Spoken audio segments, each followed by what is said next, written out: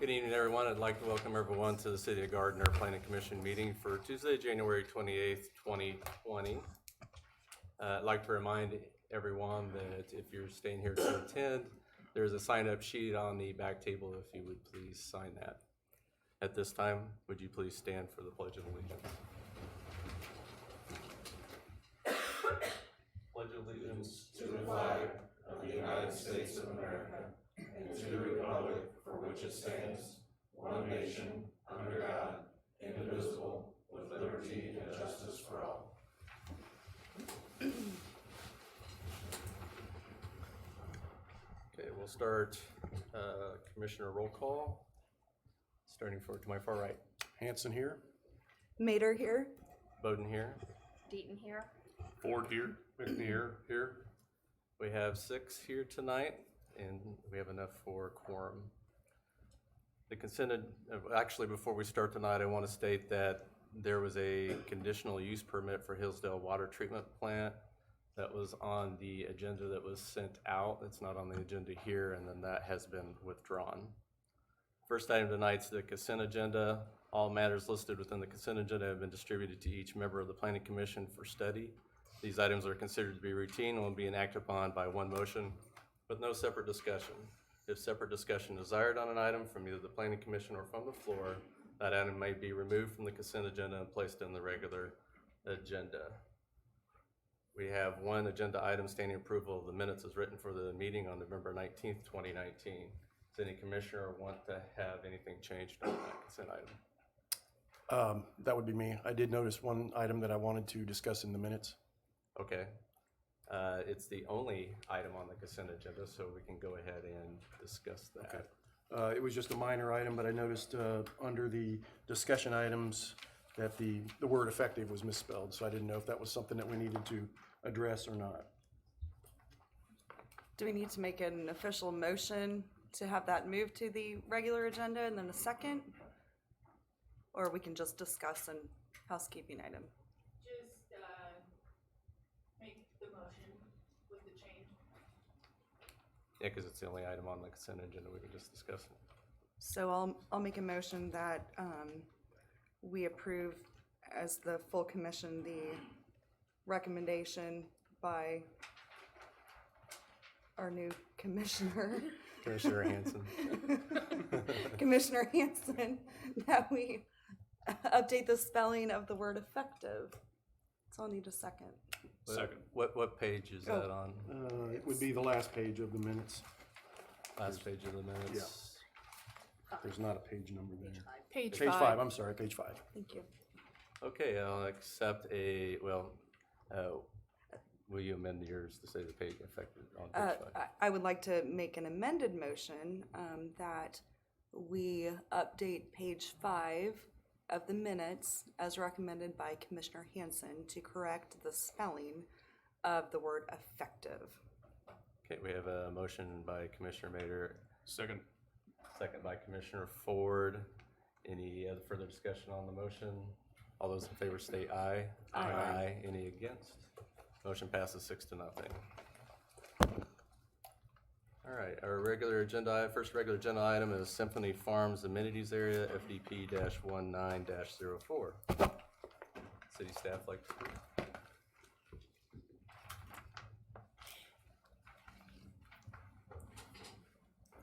Good evening, Commissioners. Michelle Loninger, Principal Planner. This item is a final development plan for the Symphony Farms amenity area. You've already seen this item a couple of times with the rezoning, a site plan, and the preliminary development plan. So this is the last step for the project. Just to reference where we're looking at, to the east side of the property is Kill Creek Road, and then to the south of the property is West 167th Street. Currently, there is a historic barn on the site, and the pool and restroom house facility are currently under construction. This is the final development plan for the overall project. As you can see, it's pretty much the same as what you've already seen. This should be consistent with the preliminary development plan. From the site plan, you will notice the community gardens off to the northwest corner, the clubhouse shown in red, and the sports court to the south of the pool area. Those are the things that have changed since the site plan and were shown on the preliminary development plan.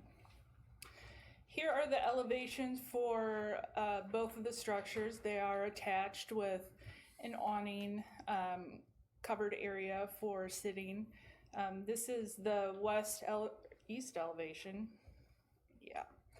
And here's the west elevation. This is the elevation that faces the pool. So you can see there's a nice shade structure off the back there, and the windows and doors off the back of the clubhouse. The little structure, if you remember that, is the restroom facility and pool house for the mechanical equipment. This is the landscaping plan. It meets code. As you can see, there's ample trees in the area.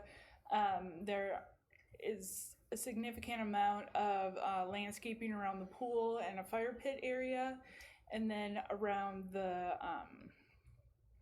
structures.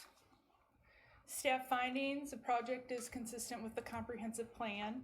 The site plan is capable of accommodating the proposed buildings and site design elements. The proposal uses quality architecture and building designs and materials. It's noted that the theme of the barn and that design has been brought through. The proposal is compatible with the context of the area. The final development plan is consistent with the approved preliminary development plan. Staff does recommend approval of the final development plan, FDP 1904, for the final development plan for the Symphony Farms amenities area with conditions. And these conditions are just brought forward from the preliminary. The administrative plat shall be recorded prior to the issuance of a building permit. It is complete and at the county. It is sitting at the county, I'm not sure, but it is in the process of being reviewed by the county to be recorded. So that's just to make sure that we get that, the two properties combined. And then if you'll remember from the preliminary development plan, the parking that was approved on the west side of Kill Creek Road, and then the no parking signs on the east side of Kill Creek Road, and that's what your condition 2 and 3, the city engineer has recommended specific parking signs in specific location, no parking signs in specific locations. So those are your 3 conditions that are recommended, and the applicant is here if you have any questions. Great. If the applicant would like to speak, you can come to the podium. That's a no. Though this isn't a public hearing item, if anyone from the public would like to speak on that matter, you can come to the podium. Seeing no one come to the podium, it's time for commissioner discussion. I'll start with Commissioner Hanson. Do you have anything? No questions. Commissioner Mayer? Nothing, thank you. Commissioner Deaton? No questions. Commissioner Ford? No questions. Commissioner McNear? Good. I don't have anything either, so without further questions, I would accept a motion on this item. I'd like to make a motion that after review of application FDP-19-04, a final development plan for Symphony Farms amenities area on property located at the northwest corner of Kill Creek Road and west 167th Street, and final development plan document dated August 16, 2019, and staff report dated January 28, 2020, the Planning Commission approves the application subject to the following conditions. Item number 1, the administrative plat shall be recorded prior to the issuance of a building permit. Item number 2, provide no parking signs on the east side of Kill Creek, 100 feet north of 167th Street and north of 166th Street. And item number 3, provide no parking signs on the west side of Kill Creek, south of 166th Street, and between the parking lot drives with an additional here to the corner sign. Do I have a second? Second. I have a motion by Commissioner Mader and a second by Commissioner Deaton. Do you have any further discussion on the motion? Okay, all those in favor say aye. Aye. Any against? Any abstentions? Motion passes 6-0. Item number 2, Hilltop Ridge. Item A, Z-19-05. It's a public hearing to consider rezoning for 71.15 acres from A to R1 district. City staff. Good evening. This is a request for a rezoning from 71 acres. The zoning request is compatible with surrounding properties, and we find that this rezoning is appropriate for the character of the area. Majority of the surrounding properties are either being used as farmland or developed into single-family homes.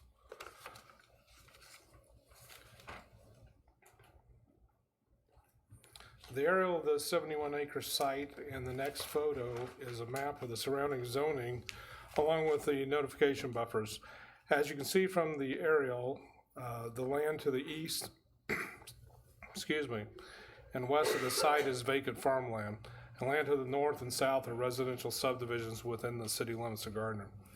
Notification was sent out to city property owners within 200 feet of the site, and also sent out to surrounding county residents within 1,000 feet of the subject property.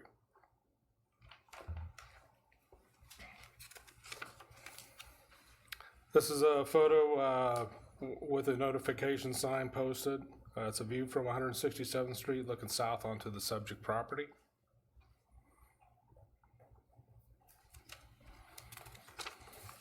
This is a view from the south side of the proposed development, looking north from the end of Osage Road.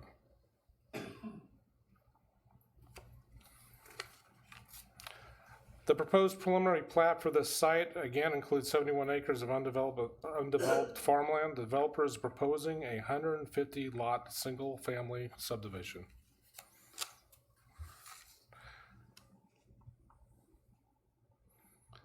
Existing utilities, including gas, water, electric, and sewer, are located along 167th Street and also along Osage Street to the south.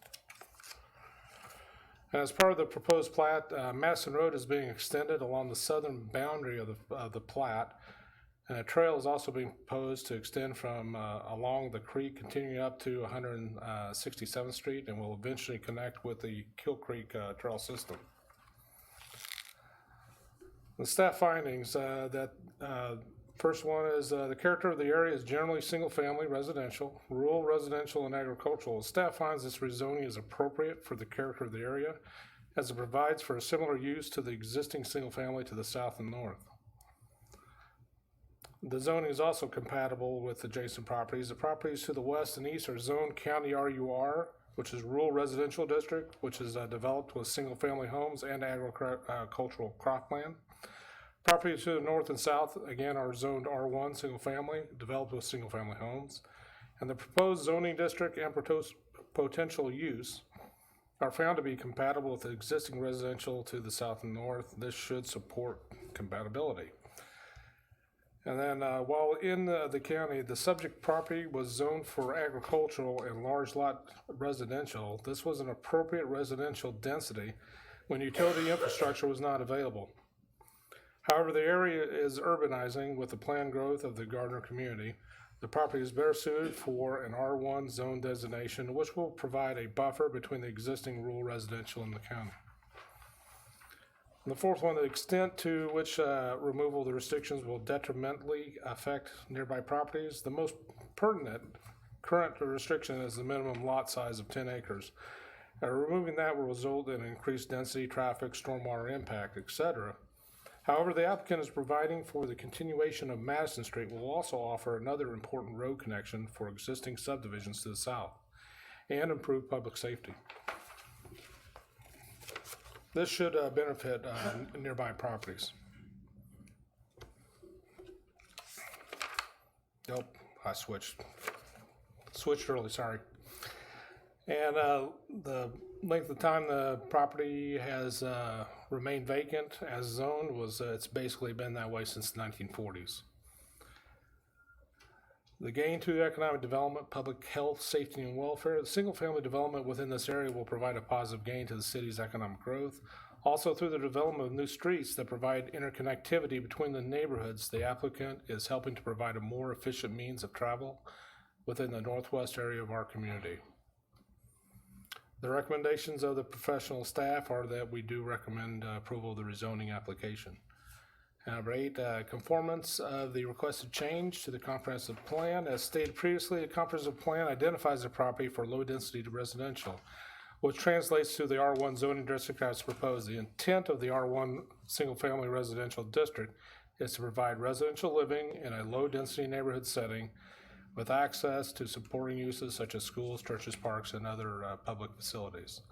This district can be used to implement development patterns identified in the new growth areas where the subject property is located.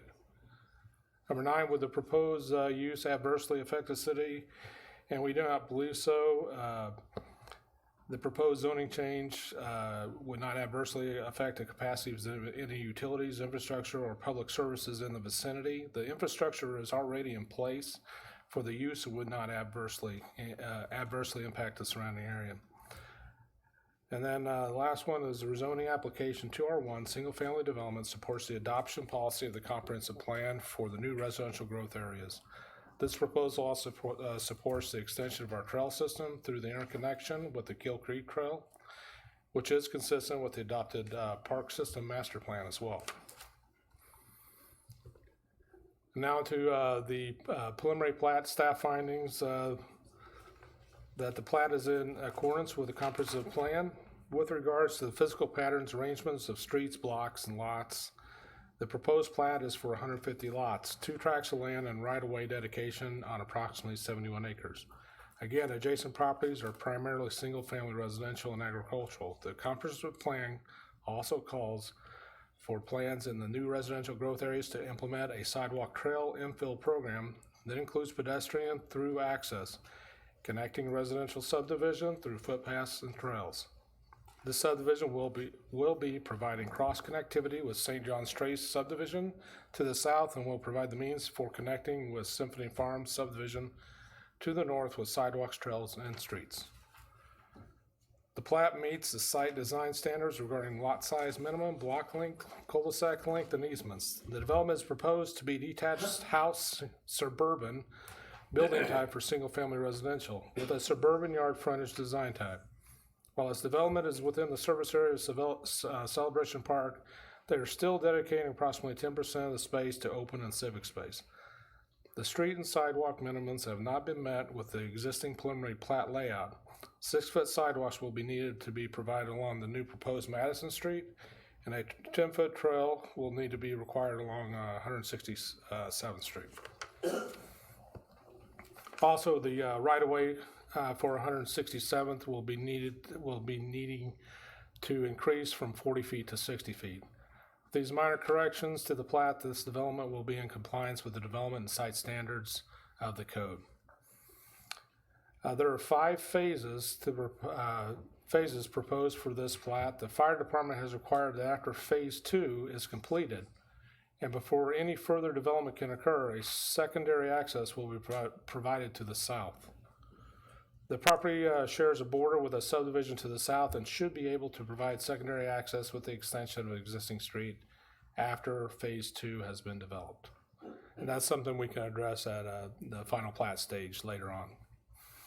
The stormwater plans have not yet been approved. No major impacts have been identified by the technical reports, therefore this criteria is met. However, if any significant changes occur because of the changes required by the stormwater management plan, the developer may have to resubmit the preliminary plat.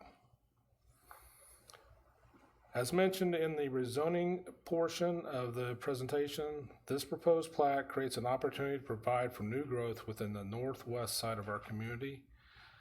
And this design does not impede the construction of anticipated or planned future public infrastructure in the area.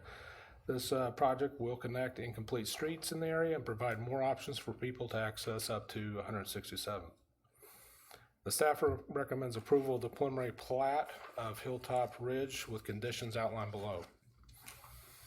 I'll start with the first staff recommendation for the rezoning, and then I'll step aside and then we'll do one for the preliminary plat. Staff recommendation, after review of case Z-1905, a rezoning from RUR, rural agricultural uses and single-family dwellings district, to R1, single-family residential district for Hilltop Ridge, tax ID 2F2214221003, located on the south side of 167th Street, approximately 200 feet west of Kill Creek Road, and a staff report dated January 28, 2020. The Plan Commission recommends the governing body approve the application. I suggest a motion, the same after review of case Z-19. I guess I didn't have to read that first one, did I? A rezoning from RUR, rural agricultural uses and single-family dwelling district, to R1, single-family residential district, for Hilltop Ridge, tax ID 2F221422-1003, located on the south side of 167th Street, approximately 200 feet west of Kill Creek Road, and a staff report dated January 28, 2020. The Plan Commission recommends governing body approve the application. Okay, at this time, I'll open the public hearing for item 2A-Z-1905. Would the applicant like to come speak, please?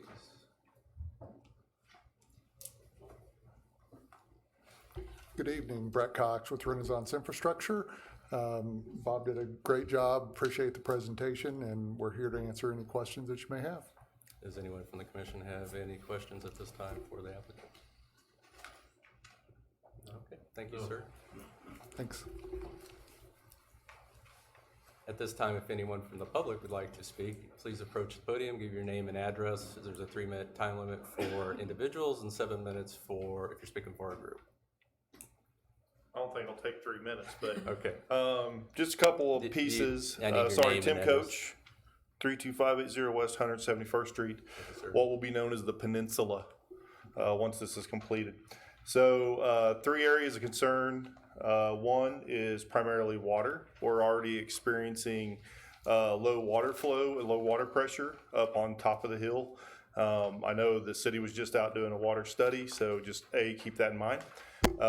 B, there is some concern I have residentially as 172nd and Osage is already somewhat of a drag strip. So the way that that proposal is laid out, that actually carries Osage on through past Madison to an area further down the hill. So that just is a longer runway for the teenagers that are up there. We have plenty that are trying to practice manuals up and down the hill, so it's always fun to watch them. And the third and probably the biggest thing for most of us is our trees. We don't want to lose those trees. They're almost 90 years old. They were planted by the Quaintance family, Harold Quaintance, for those that know him, and his grandfather. And that's probably the biggest thing that we want is to keep those trees on the, I guess would be the south side, would be on Madison. So, because that's what, as you look, if you looked at my property, basically it's 172nd in front of the house, and it would be Madison behind the house, and then Osage there on the west. So that's the reason why I'm calling this the Peninsula, is I will essentially have a double corner lot. So I don't know if that's a good or a bad thing, but those are kind of the 3 areas of concern. The biggest one being our trees. Those trees have probably been here longer than most of us have lived in Gardner. So we would really like to keep those in place. Thank you, sir. Would anyone else like to speak?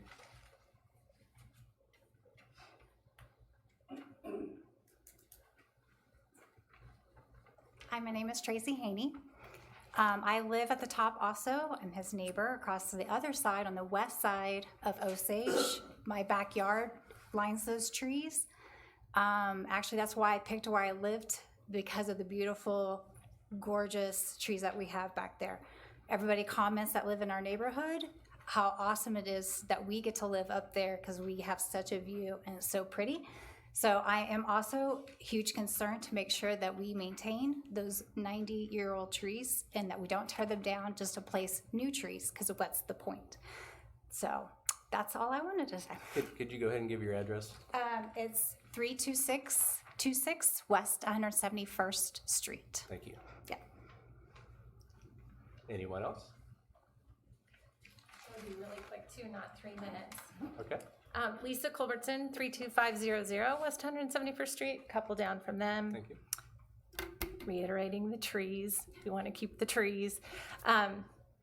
You know, very sad to see the farm go, but we know that progress is important and the fact that they're building that is fine. My question is, because we are a peninsula with a, I love that you coined that, that we have a 171st Street is my front yard. Jessica tees into my front windows, and now my backyard will be Madison. I'm wondering how much of an easement there will be between my backyard and Madison. So how much land will there be a sidewalk on our side of the street, on both sides of the street? I guess I'm just kind of wondering what the depth will be there before there's traffic, and if we need to put a fence and all of those kinds of things that we've tried to avoid for so many years since we built our house. So, thank you. Thank you. Anyone else like to speak? Seeing no one further, I'd accept a motion to close the public hearing. Second. I have a motion by Commissioner McNear and a second by Commissioner Mayer to close the public meeting. Any further discussion on the motion? All those in favor say aye. Aye. Any against? Any abstentions? Motion passes 6-0. Public hearing is closed. Now it's time for commissioner discussion. Commissioner Hanson, do you have anything? Not at this time. Okay. Commissioner Mayer? Not on the rezoning, no.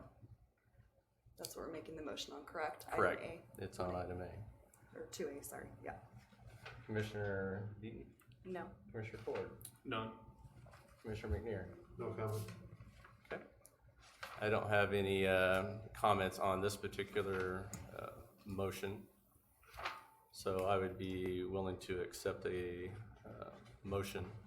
After review of case Z-19-05, a rezoning from RUR, Rural Agricultural Uses and Single Family Dwellings District to R1, Single Family Residential District, for Hilltop Ridge, tax ID 2F221422-1003, located on the south side of 167th Street, approximately 200 feet west of Kill Creek Road, and a staff report dated January 28th, 2020. The Planning Commission recommends the governing body approve the application. Second. I have a motion from Commissioner Ford and a second by Commissioner McNear. Any further discussion on the motion? All those in favor say aye. Aye. Those against, any abstentions? Motion passes 6-0. Item 2B, PP-1906, is consider the preliminary plat for Hilltop Ridge, 71.15 acre, 150 lot, single family residential subdivision. Does the city have anything further to add? Just the suggested motion, with also 3 conditions as part of that as well. Suggested motion is after review of case PP-19-06, a preliminary plat for Hilltop Ridge, tax ID 2F221422-1003, located on the south side of 167th Street, approximately 200 feet west of Kill Creek Road, and staff report dated January 28, 2020. The Plan Commission recommends the governing body approve the applications subject to the following conditions. 1, provide a 10-foot wide trail along 167th Street and also extending that down along the floodplain located on the northwest side of the development. 2, provide 60 feet of 1/2 right-of-way along 167th Street. And 3, approval of a stormwater management plan by the Public Works Department. Thank you. Would the applicant like to speak on this?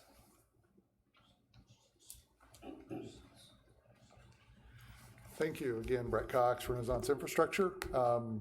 We're in agreement with all of the conditions. We're working through some minor details on the stormwater study, but for the most part, it's there. It's just a matter of presentation, I think. So, and to address some of the other concerns, especially the trees, the plan is to have Madison match grade as much as possible, to minimize grading, obviously, but to have as minimal impact up against those existing houses as possible.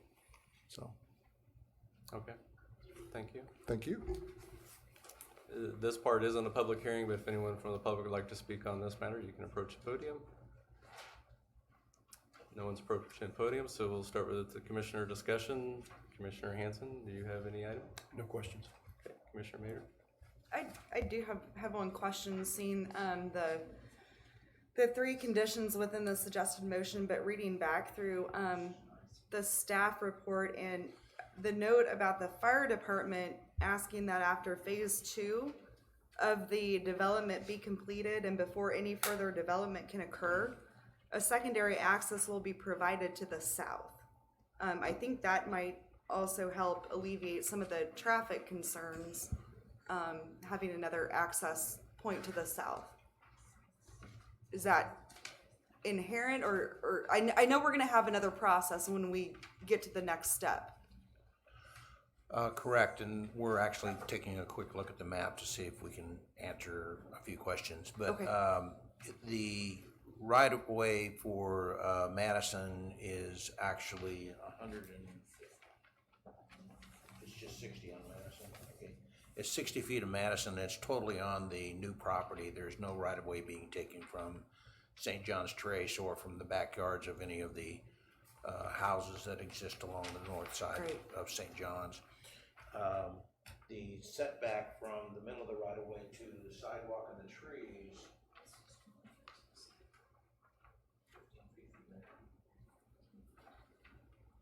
Okay. So from the property line to the beginning of the right-of-way will be 15 feet, so there'll be a 15-foot grass tree area along the south side of what will be the new Madison roadway before any street or curb takes place. And if we can pull that map back up. The map. Yeah, so if you're looking at the total south end of that, that dark line that matches up with St. John's Trace on the south end, which is to be to the right of this picture, there'll be a 15-foot basic area that would be from the property line back before the street right away, and then you have 60 foot of street right away, and then you have additional. Right, everything's going north. Everything's going north. Right. From that, and then if you look at where Orange Osage Street comes across, and that'll be a stop sign at Madison, so that will be actually a stop coming from the north or the south to Madison, because Madison will be the collector in the future. And then when you go to the north, the next street, Osage ends, and there'll be a stop sign there. And then as it goes on down to the south again, there's another stop sign. So the through street on this is really broken up. So there's not the same long street connecting that you have on your side. So hopefully that will give us some control. We'll have to have it flashing because they don't see when they turn to dead end at our top of our hill.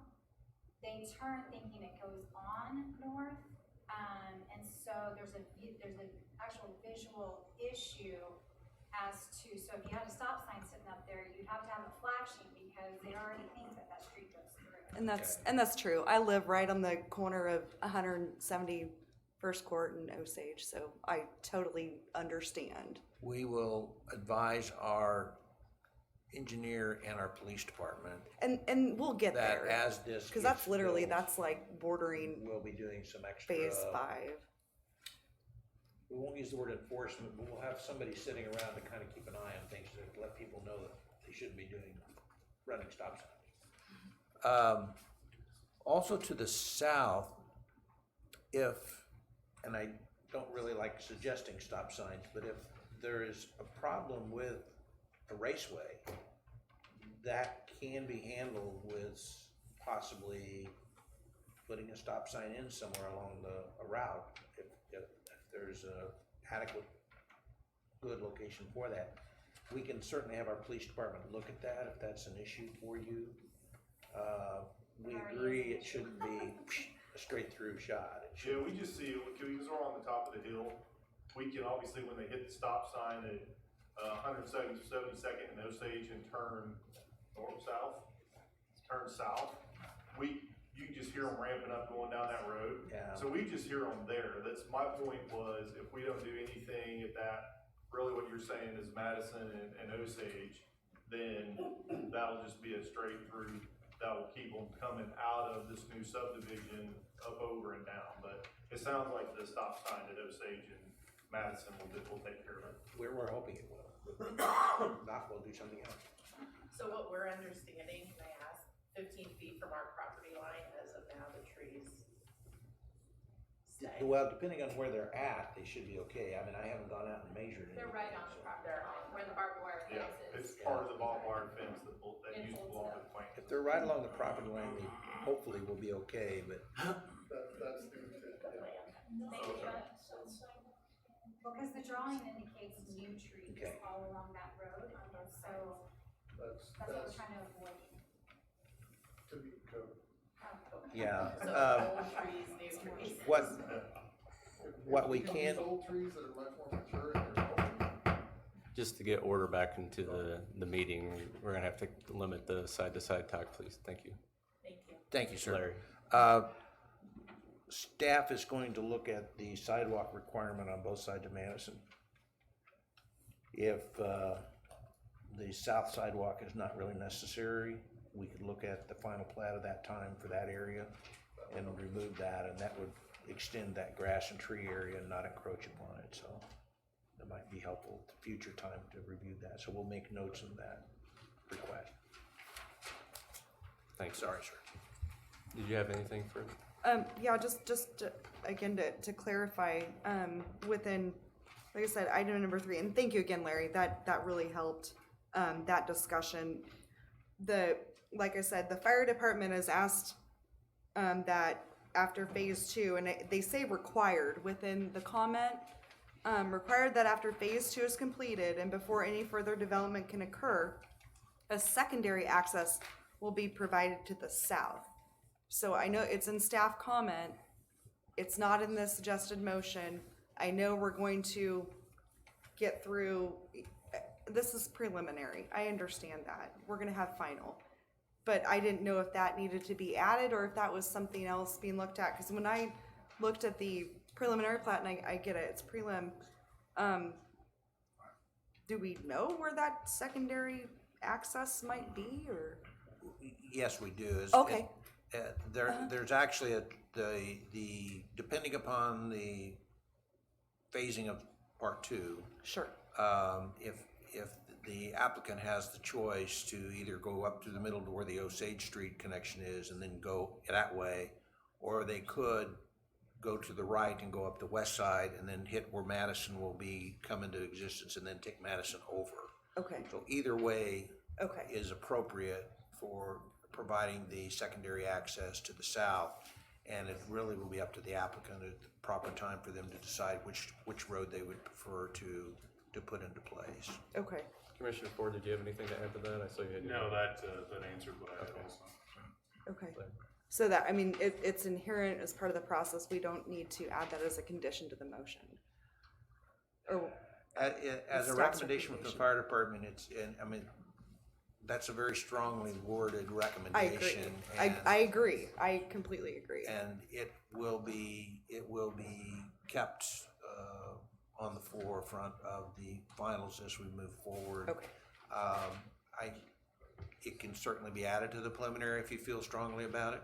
Well, and I mean, I believe this carries weight as a comment, and I believe that as we go through the next phases of the process, it will come back up. I just want to make sure that it does in fact come back up. Okay. So that was my We will question. We will add it to our notes. I'm sorry. We will add that to our notes to make sure it continues. Thank you, Larry. I appreciate it. Is that all right? So nothing to the motion? Yeah, nothing to the motion. It sounds like we've addressed it. It's covered. It's on the record. Okay, thank you. Commissioner Deaton, do you have anything? I do not. Commissioner Ford? I don't have anything at this time. Commissioner McNear? Nothing at this time. Thank you, Larry. They answered all my questions. I wanted to make sure that everything was answered for them, so I do not have any further questions. Without any further questions, I'd be happy to accept a motion.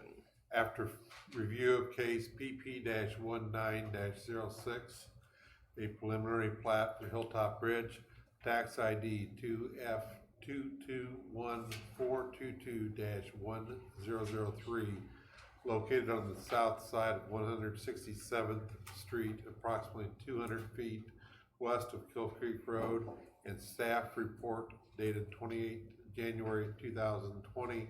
The Planning Commission recommends the governing body approve the application subject to the following conditions.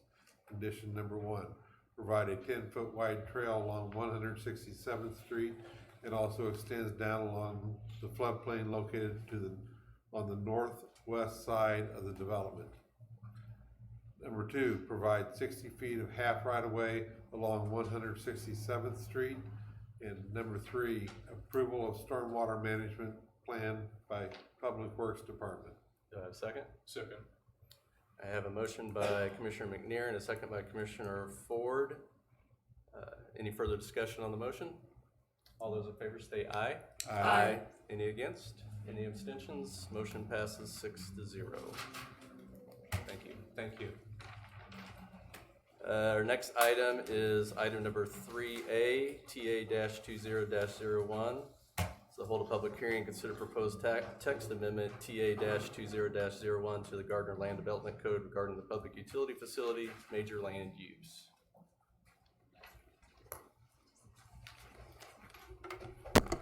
Good evening, Commissioners. Kelly Drake Woodward, Chief Planner. We're going to be talking about a couple of different items pertaining to text amendments, and the first one is about public utility facility major land uses.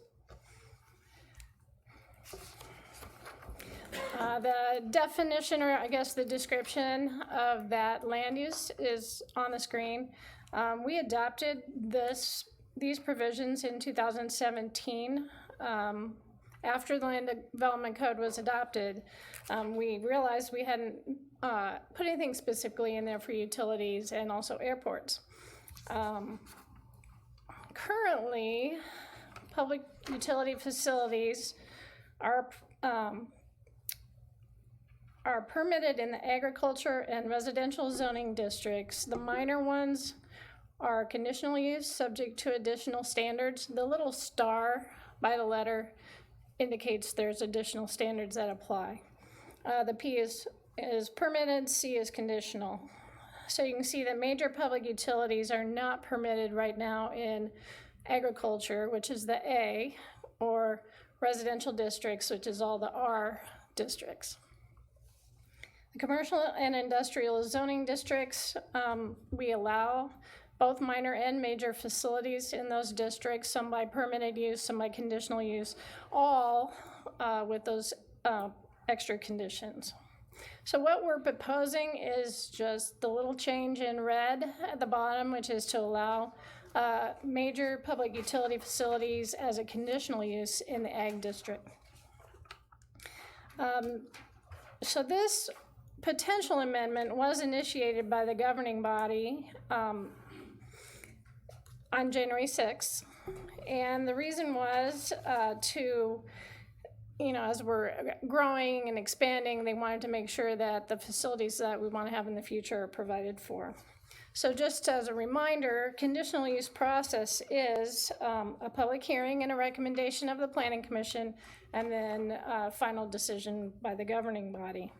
And so during those processes, you can always suggest additional reasonable conditions. If you heard something from the public that was particularly concerning for a specific site, you could add extra conditions on those. There are 10 review criteria for these uses, and those additional standards that is indicated by the star has to do with things like setback from residential districts, providing those height transitions, landscape buffers, and fencing.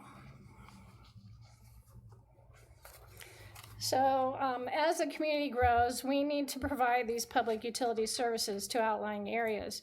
So based on a comparison of our adopted plans, utility plans, and our future land use map that's in the comprehensive plan, it may be advisable that some of these major public utility facilities be developed on sites that are planned for agriculture or residential zoning. And that's just a function of where they need to be to take care of people.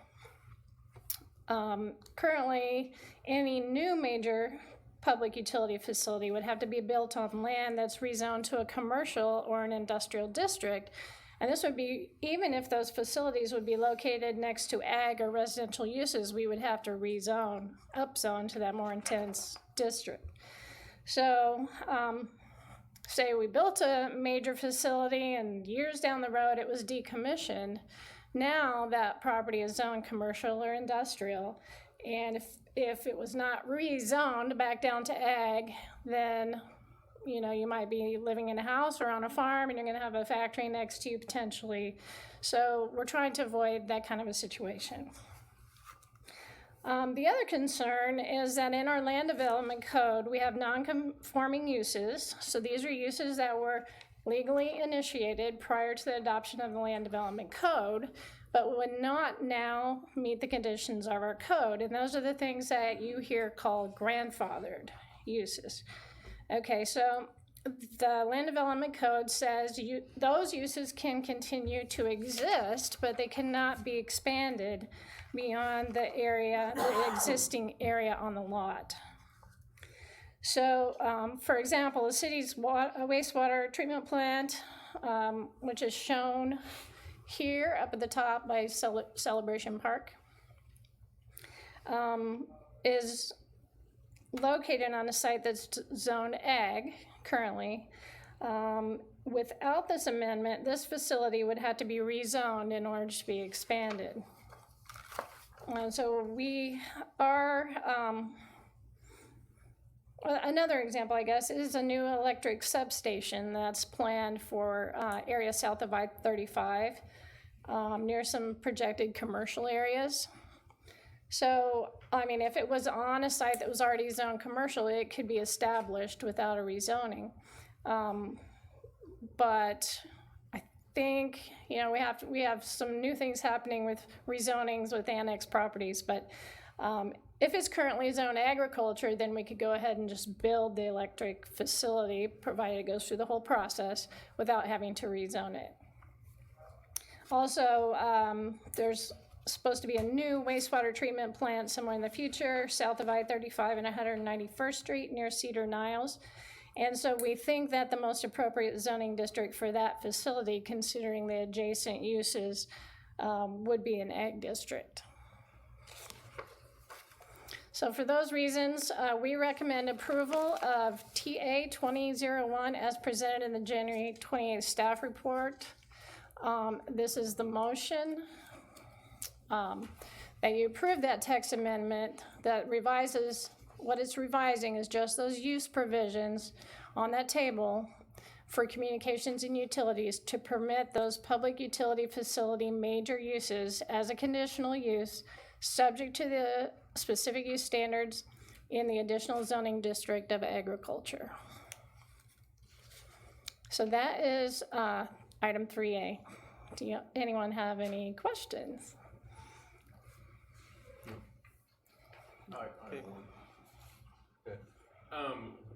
What all is considered major public utilities? Wastewater, water treatment, those sorts of things?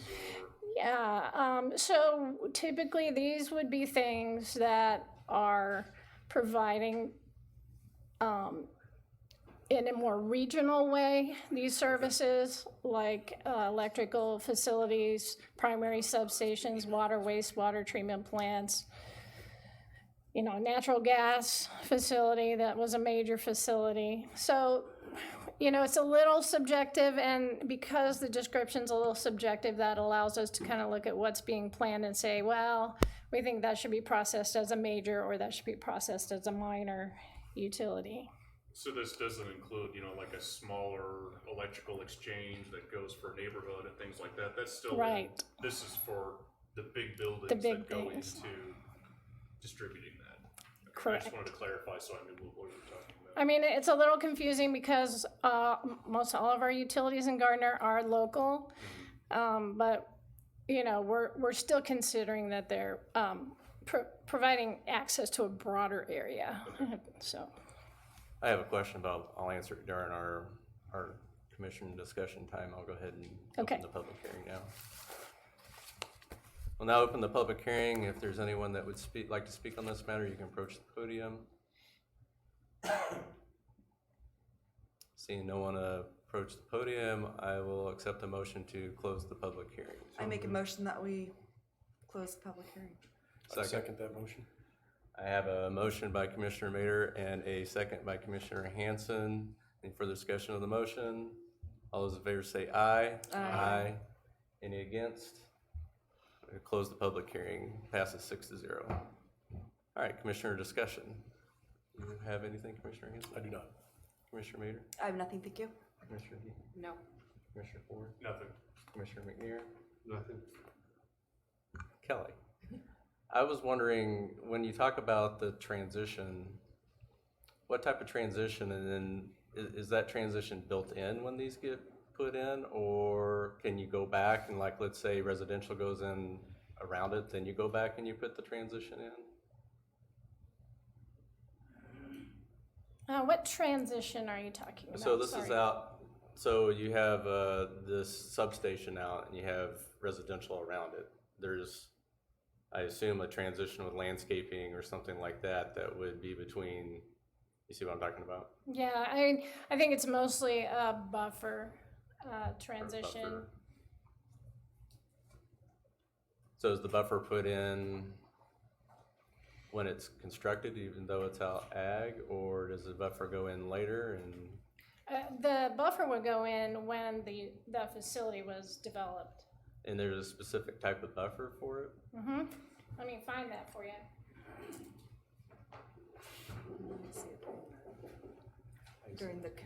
During the conditional permit process, we would see this, right? As the planning commission, so we'd see the plan.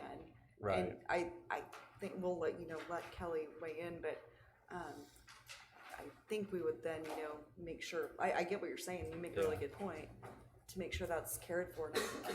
So if there isn't a Think neighborhood it would around be it now, but we prepare for it, so we don't have a neighborhood coming in and then we've got to quick put a transition in. Yeah, I wasn't sure if the buffer was gonna be in before, and then we have, like, we get to choose what the buffer is when it Yeah, comes to as us? part or of is the- it- Yeah, and as part of the permitting, conditional use It would be, process. it would be part of Kelly. what's presented to us as far as the conditional or final plan. Yeah, because we would see it. I think Yes, in a ma'am. situation where you're out, kind of in an outside area, we would look to our comprehensive plan to see what the anticipated uses are around there. And then because it's a conditional use permit, we can take that into consideration and require more or less landscaping or setback at that point, kind of use that as our guide. Okay, all right, well, thank you. Yes, Kelly? Well, what the standard is that public utility facility major is subject to level 4 buffering requirements, just as if it's an industrial facility, Okay. even though it wouldn't be an industrial district anymore. Okay, that's kind of what I was wondering. Thank you. I don't have any further questions, so unless anybody has anything else, I would accept a motion on this. I'd make that motion. The Planning Commission recommends that the governing body approve text amendment TA 20-01 to the Gardner Land Development Code, revising the use provisions for communications and utilities to permit public utility facility major as a conditional use subject to specific use standards in the additional zoning district of A, agriculture, district as presented in the January 28, 2020 staff report. Have a second? Second. I have a motion for Commissioner Hanson and a second by Commissioner Mader. Any further discussion on the motion? All those in favor say aye. Aye. Any against? Any abstentions? Motion passes 6-0. Item 3B, initiate text amendments to various sections of Title 17 Land Development Code of the Gardner Municipal Code, enabling regulations that are consistent with the context of rural areas of Gardner and that preserve rural character. Kelly. Thank you. You said that well, so I'll skip my slide. Going forward to, this is our future land use map, or a portion of it. And I bring this up because I want to show you what we're really focusing on here, which is our new growth areas. We adopted our land development code in August of 2016, and since then we are experiencing quite a bit of growth. Some of the properties have now been annexed across I-35, which I'm sure you've heard. We have some newly adopted plans. The sub-area plans were adopted for areas south of I-35. We have 2 of them. They're outlined in red and green on this slide. And those sub-area plans include goals to maintain the rural character in existing areas until the time that municipal services and market factors allow urban densities to develop. And they also call for residential development patterns like conservation or cluster development to preserve larger areas for conservation, open space, habitat, regional water management, and agricultural use. So the land development code was really somewhat focused on the idea that when land would come into the city of Gardner is probably because it was ready to be developed and we had infrastructure close by and it was going to be more of an urban context. But since we're expanding in some areas that are more rural, we're finding that we want to take a look at our regulations and see if we need to do something to maintain that rural character until we do have the facilities out there available to serve development. And if you just let that happen organically, then it may be hard to come back in later and try to develop greater density. So here are some of the topics that we would like to be able to look at and that we're hoping that you will initiate tonight, which just means you give us the okay to start looking into it and bring back some potential text amendments for your consideration. So we have provisions for rezoning of annexed properties, and this is something I alluded to just a little bit ago. The Land Development Code provides that all land that is annexed shall be classified as the corresponding city zoning district most similar to existing county zoning. However, our city attorney, Mr. Dink, has said that this automatic reclassification is not supported by case law, and a formal process must be undertaken to achieve this reclassification. So, in essence, properties that come in with a county zoning would keep that county zoning until something else happens on them. Then we would have to ask them to rezone in order to do what they want to do in the city. But we were considering whether it would be beneficial to waive the fee for the rezoning of these parcels that are annexed if they do choose to go ahead and rezone to the nearest county zoning district or a zoning district that is consistent with what we want on the future land use map. Because we have those future land use areas that you just saw that are, in general, yellow, orange type of stuff is residential, green is ag, the pink is kind of a mixed use sort of scenario, red is commercial, purple's industrial. I know some of you are new, sorry, I didn't put the legend on here, but the idea is just to kind of help incentivize them moving towards rezoning those properties to be consistent with our plans. Also, we don't have a process for larger land divisions right now. If the lots are less than, if they want to divide something into areas smaller than 5 acres, they have to plat the process. They have to go through the platting process to divide the lots. But we don't have similar requirements for larger parcels that have things like the county does, which is typically a depth width ratio. So you don't get really long, narrow strips that are awkward for development. So we'd like to look at if we need to do something different for those larger land divisions. We would also like to look to see if there's any way we can facilitate or incentivize conservation subdivisions. This would facilitate smarter development in the future. This would cluster the homes in a smaller area on smaller parcels while conserving through a mechanism a larger plot of land as open space for now, then you can maybe later go back and develop that if the city grows that much. Let's see. Excise tax, we want to consider whether we might need to defer excise tax, which is 20 cents a square foot. And that's paid with the final plat process. So when somebody final plats something, they need to pay 20 cents a square foot. There are some credits and things that are offered if they're putting in infrastructure. But, you know, if you're just taking a 48-acre parcel and you're dividing it into 10-acre parcels, but you're not really planning on developing it right now, you know, when is the proper time we would ask them to pay the excise tax, or do we have a different tax? Rural road network, we just want to make sure that our subdivision standards that impact those road networks and access and connectivity are appropriate for the rural area, for the context out there. Same with the road design. We're finding, you know, there are some gravel roads out there, not in the city, but in the county. So we got to address that issue. Do we need sidewalks? You don't see a lot of sidewalks out in the county. We need to figure out how to allow for some private roads people want to put in. Right now they have to put it on a separate tract. Sometimes it makes it a little hard for them to achieve the minimum lot area standards based on what they were allowed to do in the county, so we want to look at that. Rural open space types and requirements.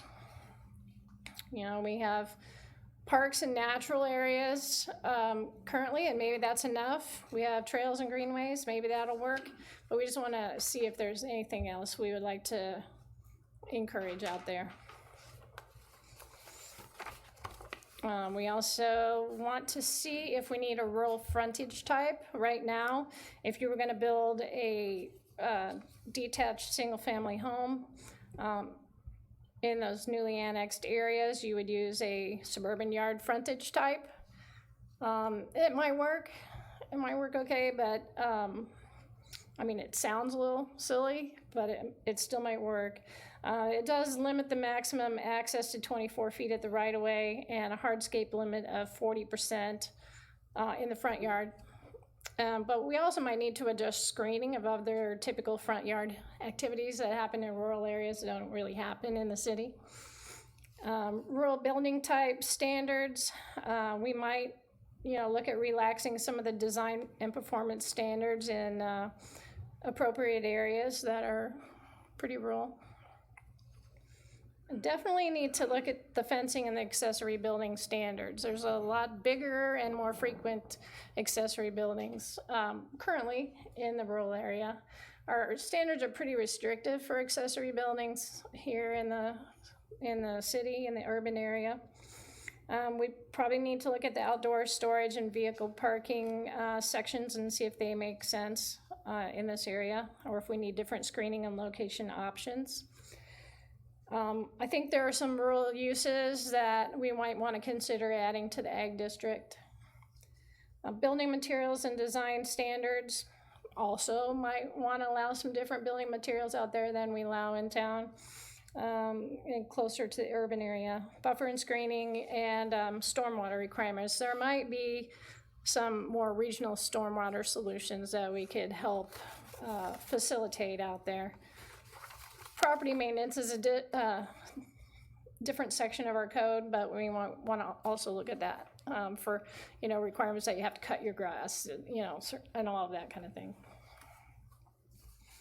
So staff recommends that the Planning Commission initiate amendments to all applicable sections to address issues as presented in the staff report or as subsequently presented, because we might think of something new, right? We're giving ourselves that little flexibility with the goal of addressing rural context and character. And there's your recommended motion. Does anyone have any questions for Kelly? Do you have anything for Commissioner discussion, Commissioner Hanson? Commissioner Mader? No, thank you. Commissioner Stevens? No. Commissioner Ford? Nothing. Commissioner McNear? No, sir. I don't either. At this time, I'll go ahead and accept a motion. I'll make a motion. The Planning Commission initiates text amendments to the multiple sections of the Title 17 Land Development Code of the Gardner Municipal Code to address issues as presented in the January 28, 2020 staff report, or as subsequently presented, enabling regulations that are consistent with the context of rural areas of Gardner and that preserve rural character. You have a second? Second. Okay, I have a motion by Commissioner Deaton and a second by Commissioner Ford. Is there any discussion on the motion? All those in favor state aye. Aye. Any against? Any abstentions? Motion passes 6-0. We have item number 4, election of a vice chair. To nominate and elect a vice chair of the Planning Commission for a term to expire July of 2020. Do we have any suggestions? I have one, so go ahead. I nominate Commissioner McNear. Okay, I nominate Commissioner Mader. Any discussion on that? We have 2 nominations. Okay, all those in favor of Commissioner McNear, state aye. Aye. Aye. I'm gonna abstain since I was a recommendation. Okay, all those in favor of Commissioner Mader, state aye. Aye. We have Commissioner McNear with 3 votes, which is, he has the majority of the votes, so our new vice chair will be Commissioner Mader. I mean, Commissioner McNear. Fast track that. Yeah. See how I did that? Okay, congratulations, Commissioner McNear. I don't think we need anything other than that, correct? Just a vote like that? Okay. All right. Now we have discussion items. Discussion item number 1, Gardner Destination Downtown Plan. Receive a presentation and provide input for the final draft of the plan. I'm just going to start you out, but you will get to hear from our consulting team also. But because some of you were probably not here during the Main Street Corridor Plan process, which was kind of the precursor to this plan, I thought we'd start with that. The Gardner Main Street Corridor Plan was for the area that's shown here on the map from the interchange to our western property boundary. The map shows the study areas, which were sub-areas that we used for the plan. This plan, along with the market analysis, was approved in April 2018, and it was a Sustainable Places plan that was largely funded for through the Planning Sustainable Places program and administered by the Mid-America Regional Council. It focuses on the bigger picture and crafting a vision that integrates transportation, land use, and the environment while engaging the community in a collaborative dialogue. So there was a really cool video that was created to talk about that plan, and I just thought it's like 4 minutes. Hopefully that will be okay with you to take a look at that, and then I'll talk to you a little bit about the public input for this plan, and then Terry will show you sneak previews of the draft.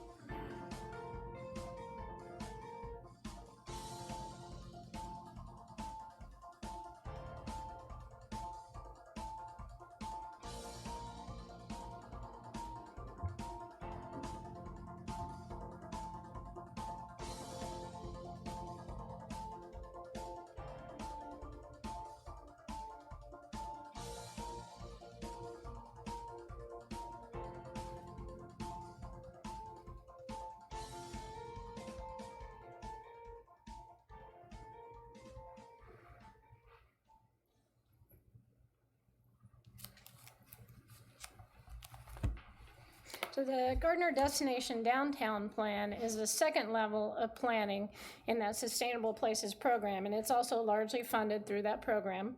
It focuses on project development and implementation activities for a smaller study area in downtown, a little over 8 blocks.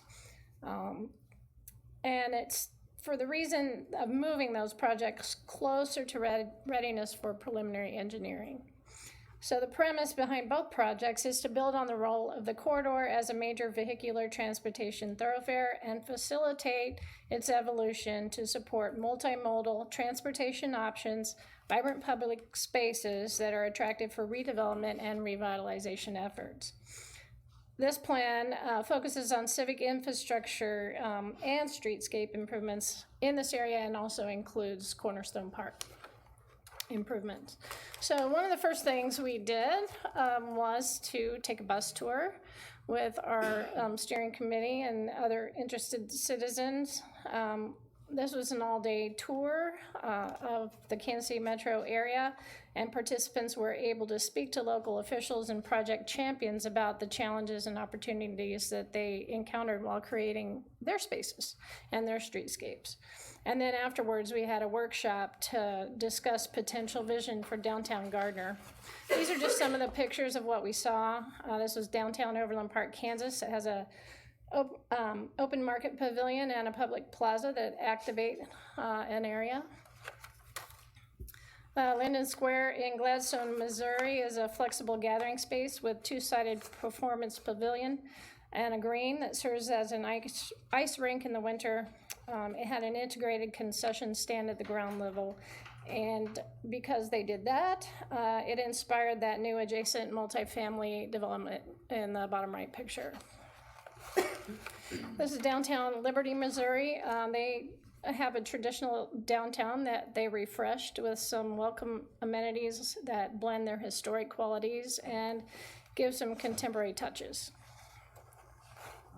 This is the Uptown Market in Independence, which is a multi-purpose enclosed market, community building, and an open-air market structure. And you're going to see these ideas show up in the plan that Terry is going to talk to you about.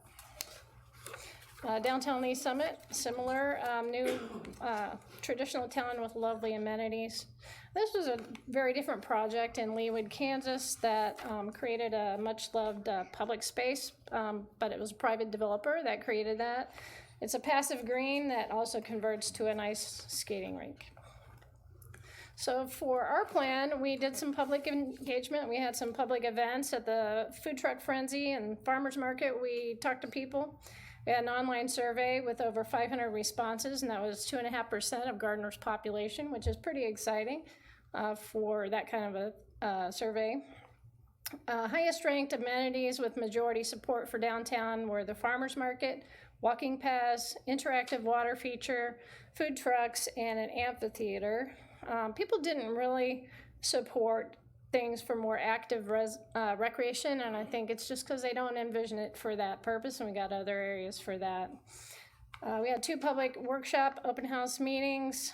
The steering committee from the Main Street Corridor Plan continued on with the Gardner Destination Downtown Plan, and then we added some implementation committee members to help out as new project champions. And they had some workshops, and property owners were involved at every step along the way because we wanted to make sure that the changes were welcome and achievable. We had a walk and roll, so we walked around downtown. Some people rolled around downtown, trying to identify those ADA challenges and streetscape improvements that were needed. And so now I'm going to turn it over to Terry. He's going to talk to you about the plan that you'll be seeing next month.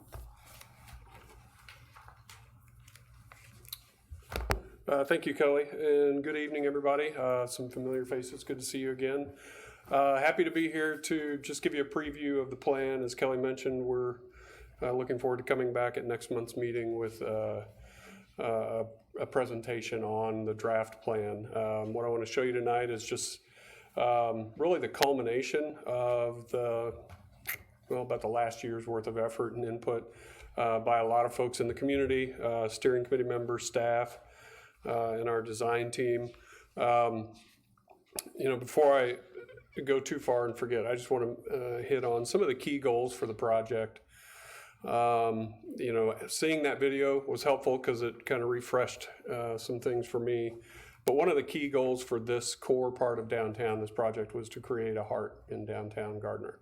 That was something that came out of the first phase Main Street plan that folks felt like there just really wasn't there in downtown Gardner. There's really the great opportunity for it and framework for it, but we wanted to take that farther is what we heard. And then the concept of the walk and roll, the space should be welcome, inviting, and accessible for everyone. So that's a priority out of this plan, as well is when we say pedestrian friendly, it's important that we are keeping in mind everyone's accessibility and ability to use the space. So even though it was a kind of a 1 day or a couple hour exercise, it actually influences a number of concepts in the plan. So I'm going to talk to you tonight. The plans really kind of talks about two major components: streetscape and public open space. Those were the two areas we focused on. All of it being built around the case, as Kelly mentioned, around transportation, and the Main Street corridor being a hub and trying to re-densify the corridor. Even really, that's the goal. So when we talk about open spaces, you may not see a direct connection to the Main Street and the transportation corridor. Well, if we can re-densify some of these downtowns and some of these core areas along the corridors, that supports this notion of multimodal transportation. We'll talk about a mobility hub that was discussed as part of this plan as well. Are you ready?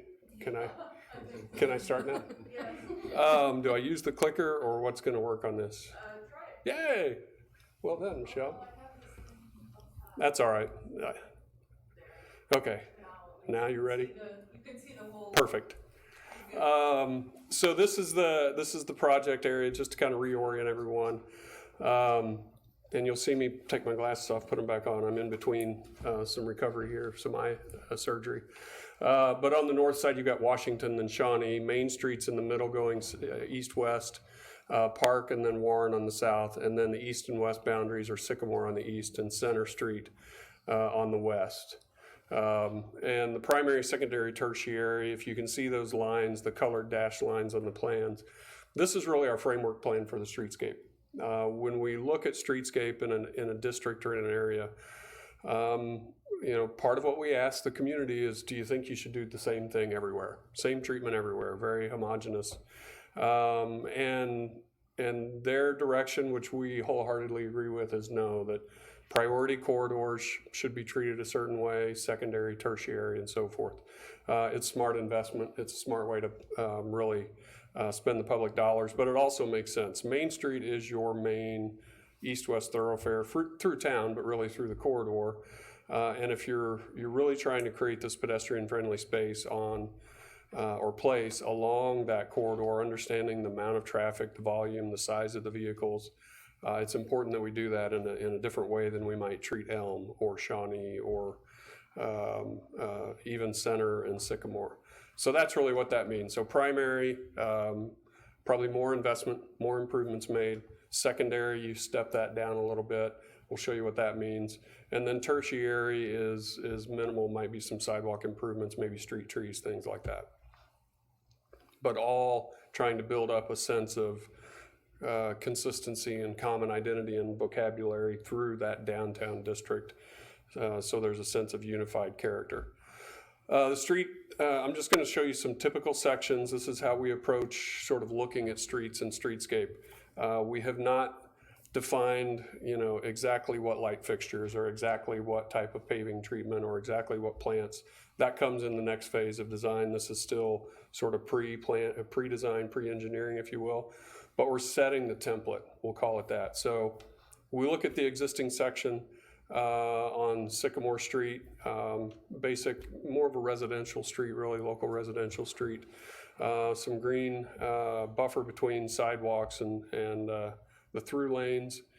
When we say tertiary, really all we're looking at there is probably adding some street trees. Not really planning to change the roadway section too much. We do think that there's some opportunity to introduce some pedestrian lighting, but, you know, quite a bit fewer than what we might put on kind of the core area of downtown. And then this is what that might look like in a sort of a typical 3D view. So you see that green strip, you'll see that where the planter and the tree strip is. Otherwise, it's pretty typical street lighting and so forth.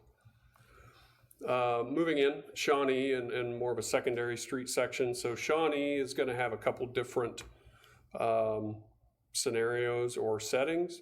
The typical one we looked at is where we could have some on-street angled parking, maybe right near the church, right in that area, kind of along where we'll show you this new public green space. There's some on-street parking today. We're going to look at where we could expand that. You see the through lanes, sidewalks. There are already some pedestrian lighting in place. And this is looking at, let me back up here. This was the one we had. Yeah, that's right. Oh no, this is the one. We still have that backward. We've added this, okay, let me back up. This is one of those things I had to send you because when we presented this steering committee, we had it in reverse order. This is the correct order. There are no sidewalks on either side right there. No green space on either side. You've just got sidewalks right up to the curb. In this case, we would introduce a green strip along the one side. I believe that would be the south side where we have space closer to the park. And then still maintaining that angled parking on the other side, but you've got a buffer for pedestrians from that through lane with the angled parking. So not necessarily the need to move the sidewalk back in that case. Trying to provide that little buffer there for pedestrians on the other side.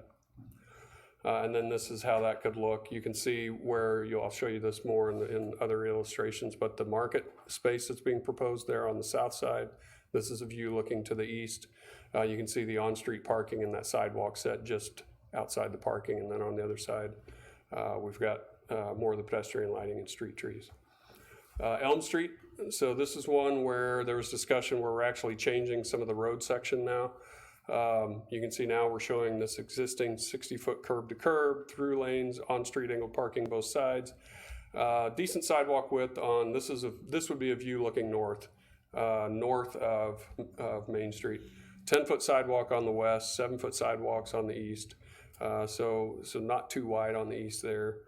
What we're looking at doing here is actually narrowing down the through lanes, making those 11-foot.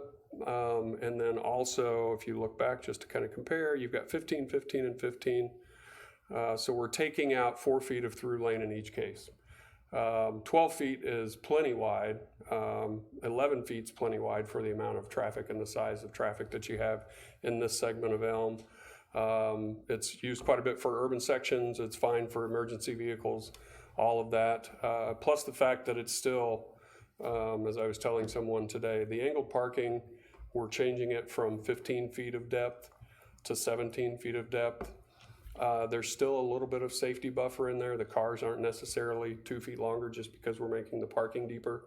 So you have some similarities. Essentially what we're doing is we're taking 4 feet out of the pavement for street and moving it outside to the sidewalks. So where you had 10 feet on the west, 7 feet on the east, now you've got 12 feet. You've got some more room for a planter and a tree. You don't quite have enough. You might in some areas along the east side. But it's really tight to try to squeeze in a planter there, but at least we've got a little more space for pedestrians on that sidewalk. And in that, even though this doesn't show it, in that segment, you've got the building there on the east, which is a pretty blank wall.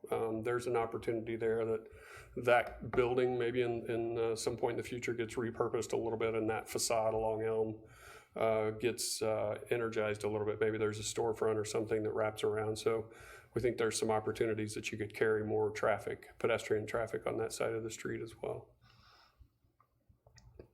And then finally looking at, this is Main Street up there. This is what you have right now. You've got the 4 through lanes, you've got parallel parking on both sides, and then sidewalks on the north and south side. This again is the place where we're proposing more change. This is a carryover from actually the comprehensive plan, which preceded the Main Street plan, which talked about introducing a median. We tested that out in the Main Street plan, carried it forward. situation with KDOT on that is still, we're not opposing it. We're not forming or giving you a formal approval until an actual project comes forward for us to review, and with the engineering data that supports it. But in concept, they're okay with the idea. Their main issue is maintaining the capacity and the throughput on that road, which we can still do.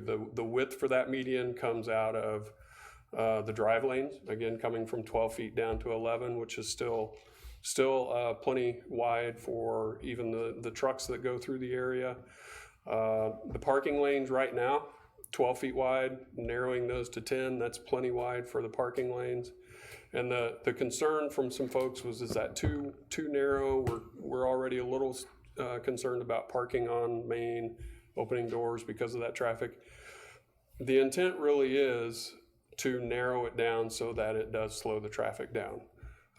It's still safe, still plenty of width for safe travel for cars and for parking. But by introducing the median, you've automatically got something there that will get drivers' attention. By bringing the edges in just a little bit, you again provide some visual cue for people that it's not as wide and as safe to drive as fast as you do today. Right now, it's a very wide paved surface that there's really nothing to keep you from moving through it except the signals.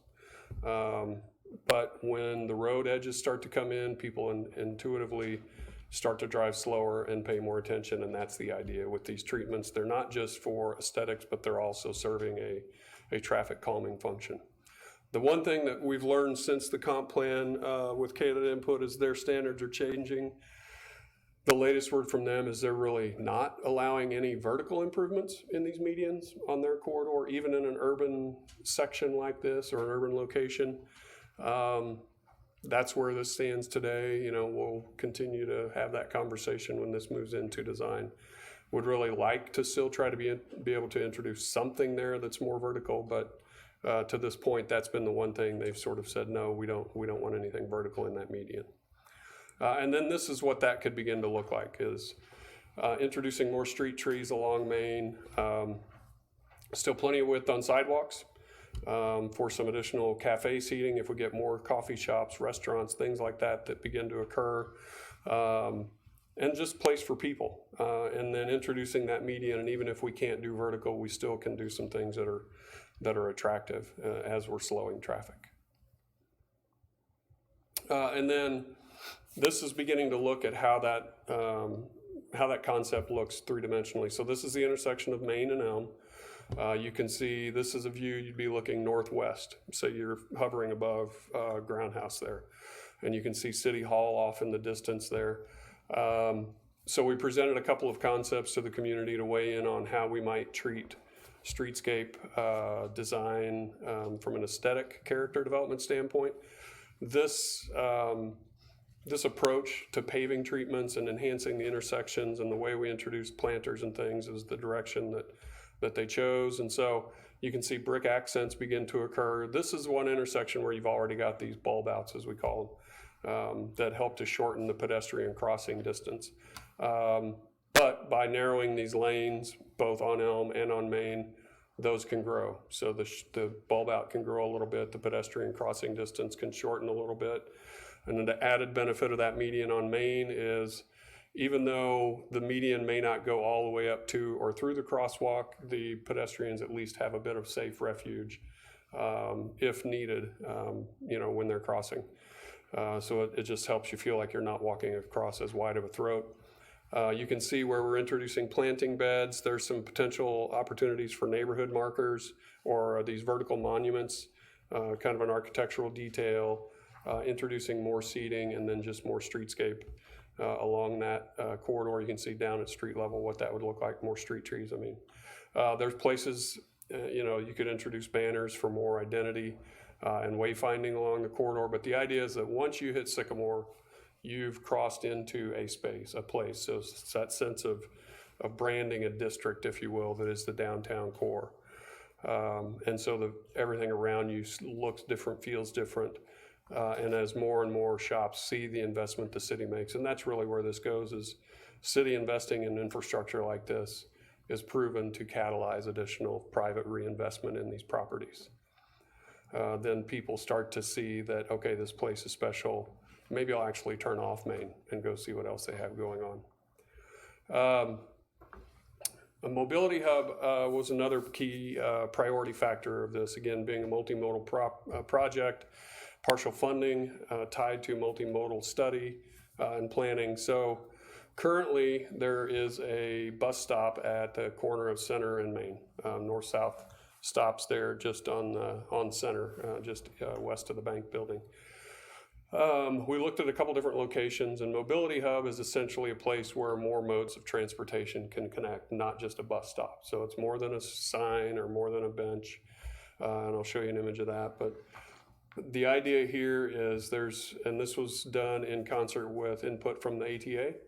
There are going to be some route changes coming. Essentially what we've been told is, and I don't think it's happened yet, is the connector will no longer go past Gardner down to the south on Center as it does today. This will be its terminus, and it will go back, and they will work out local shuttle service to the destinations to the south for the few riders that use that today, which makes it even more valuable as a mobility hub. So it could be a place where you have people that use it for park and ride type opportunities. Maybe you've got shared bike facilities as more of those amenities come to downtown Gardner, or even scooters. That sort of stuff can happen here at a mobility hub. And even ride sharing, ride hailing services like Uber.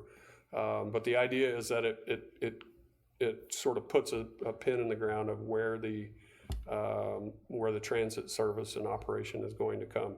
So in this, they still come from I-35. They come west on Main. Instead of going all the way over to Center and heading south now, the proposed route here would bring them south on Sycamore, across on Park. They'd be able to stop at that mobility hub, pick up, drop off, and then loop back north on Center and hit Main Street and head back to the east, to the other stop that's out to the east, and then onto the highway. We had looked at a location up off of Shawnee, more in the middle of this green space we'll talk about, but there was concern about if we do it there, we still want to potentially be able to close off Shawnee for special events.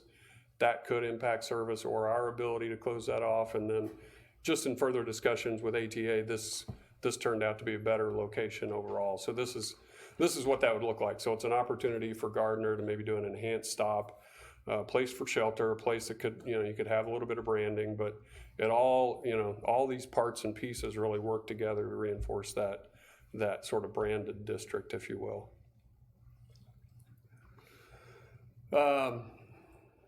So master plan itself, I'm going to talk through the different components of this and then walk through some images.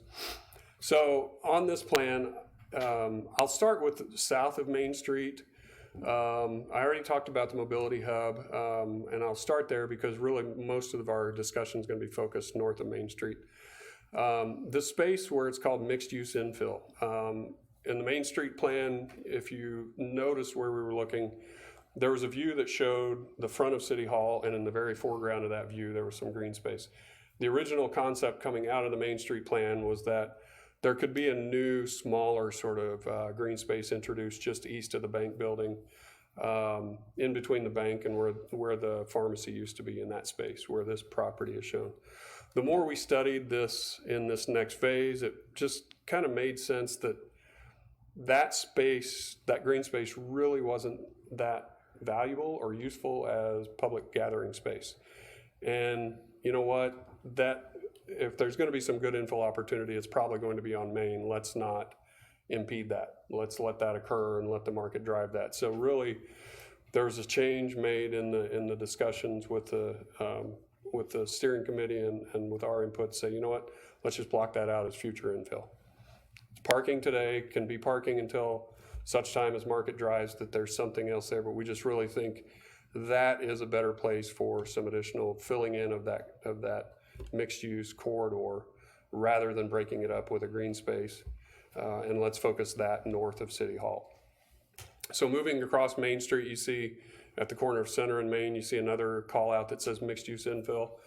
And then that connects up along Center Street to residential infill. So the concept there being that the corner where it's title company now, the old bank building, could be a better use for that property. So let's look at what that could be, and maybe there is some opportunity. There's some limited opportunity for commercial, and even since the Main Street plan was finished about 3 years ago, the retail market, I mean, is changing all the time. Even that, we pulled back off of how much retail was really shown as future in this downtown core area. There's a lot of infill opportunity, not necessarily maybe a need for new retail space. But we do think that that corner is important, and there could be a real opportunity. Maybe there's a nice first floor restaurant, something like that, with office space above, or there could be some opportunities there.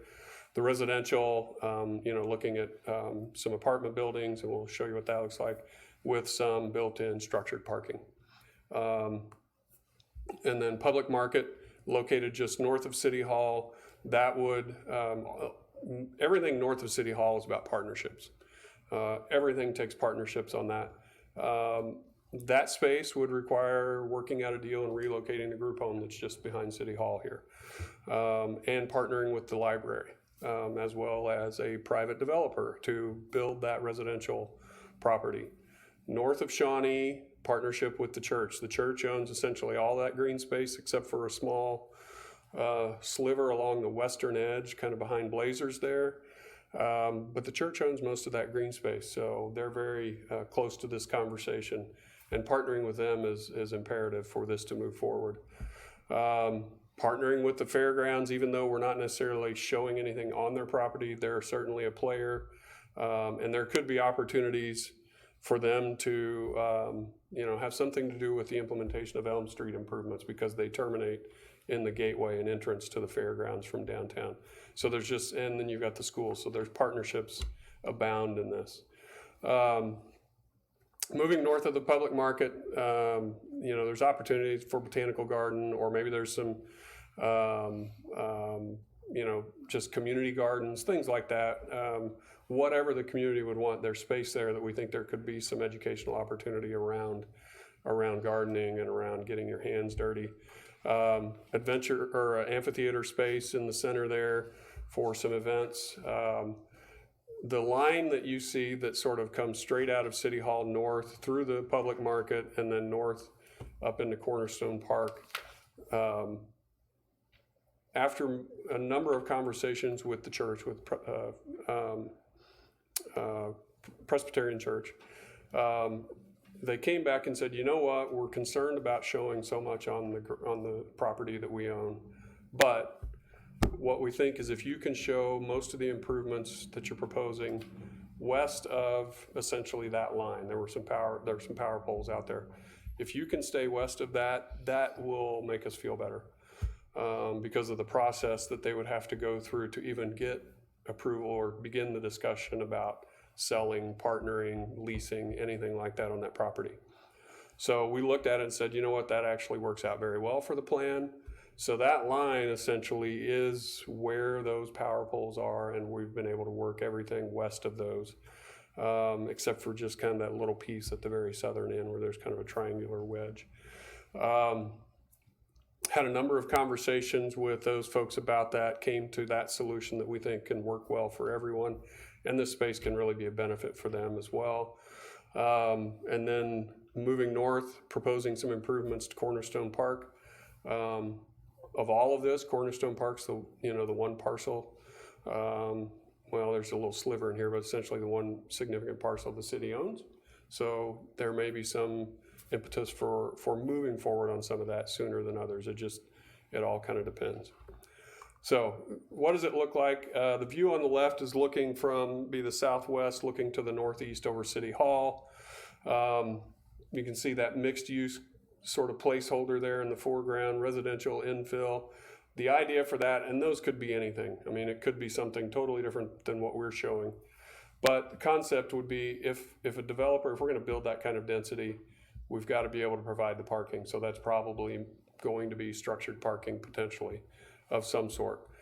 This concept just looks at what you'd call a podium type structure where you've got first floor parking, And then you've got units built 2 to 3 stories above that, depending upon what's needed to get the developer the number they need to make the project fly.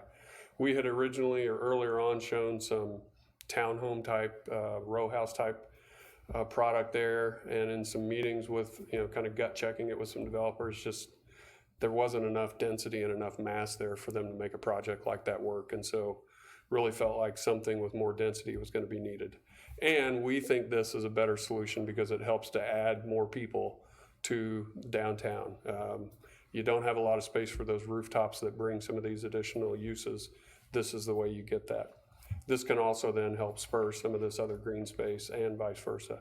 You can see the public market there with the blue roof, similar to, as Kelly mentioned, either Uptown and Independence or the Overland Park market.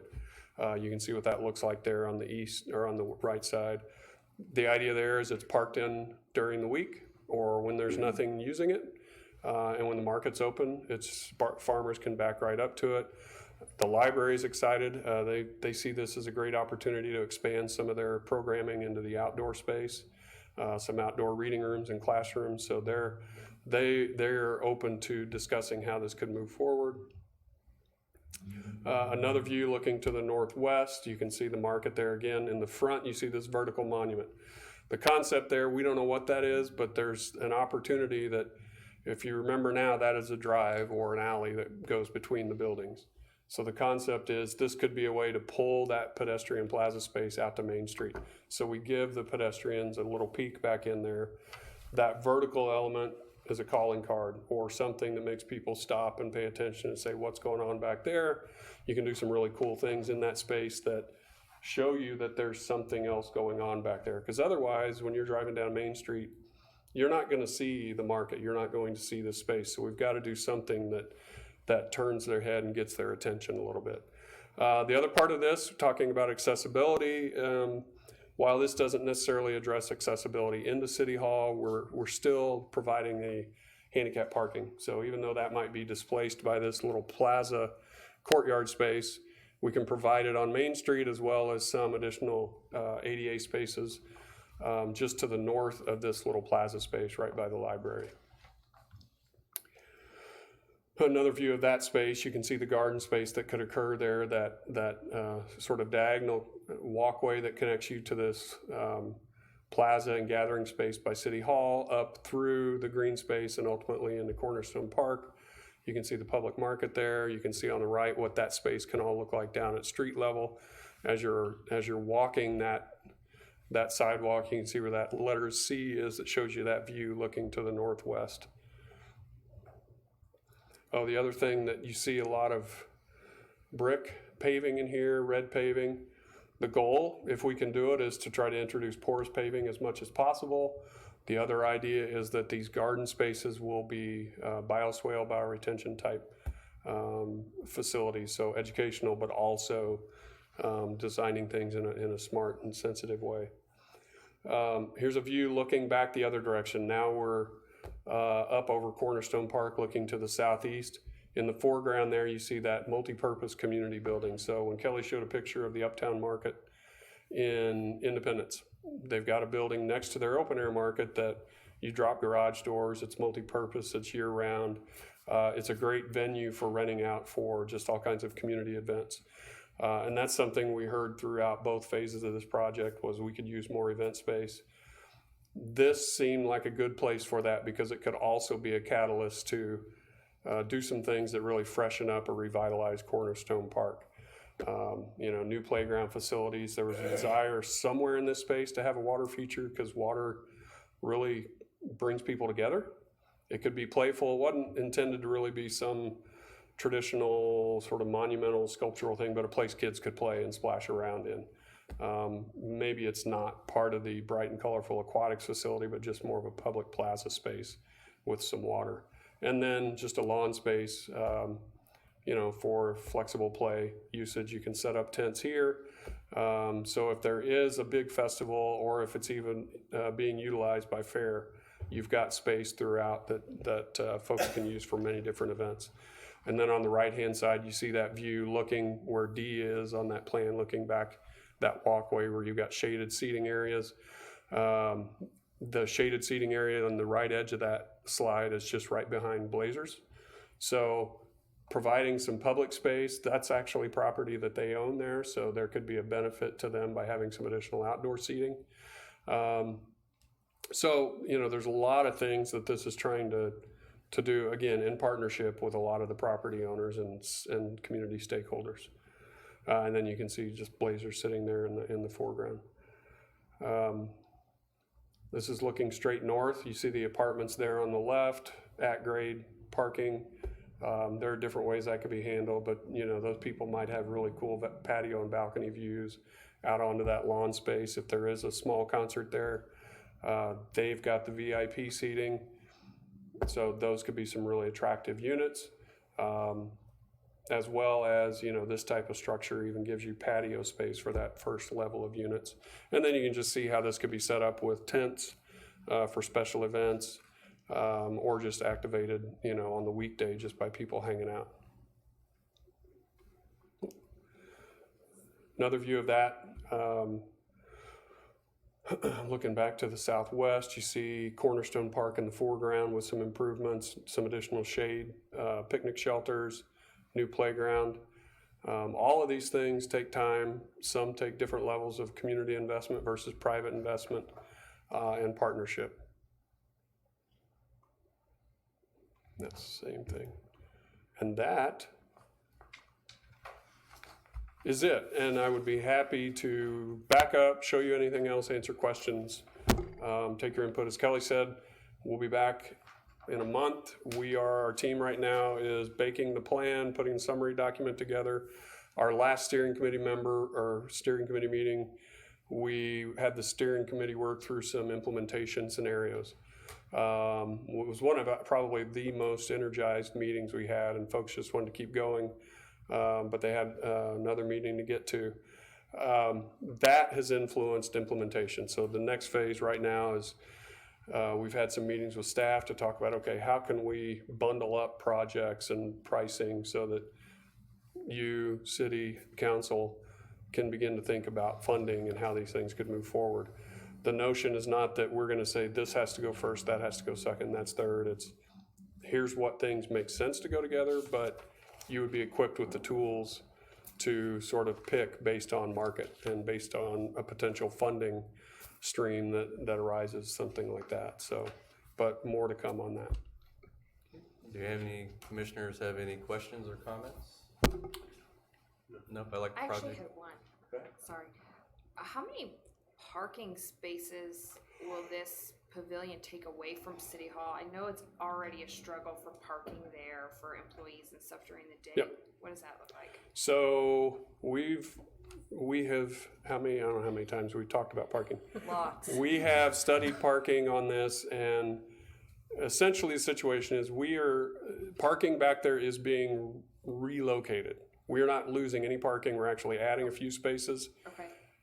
And that doesn't account for the private apartment parking spaces. So those would be in addition to any of the available parking that's there today. So let me go to a view that shows you.